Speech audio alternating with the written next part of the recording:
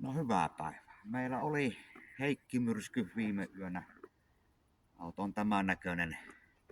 Ja se miksi minulla on harja ja lukkosula edessä on juuri siitä syystä, koska tämähän on jäässä. Tämä kannattaa aina muistaa talviautoilussa.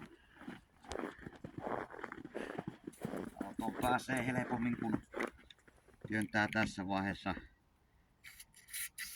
lukkosulan sinne.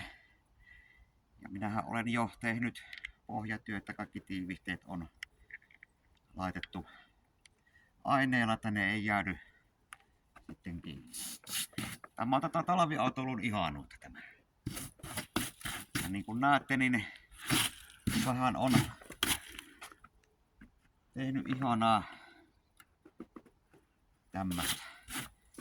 Tämähän pitäisi sitten saada sulaamaan ja näin. Kiitoksia vaan.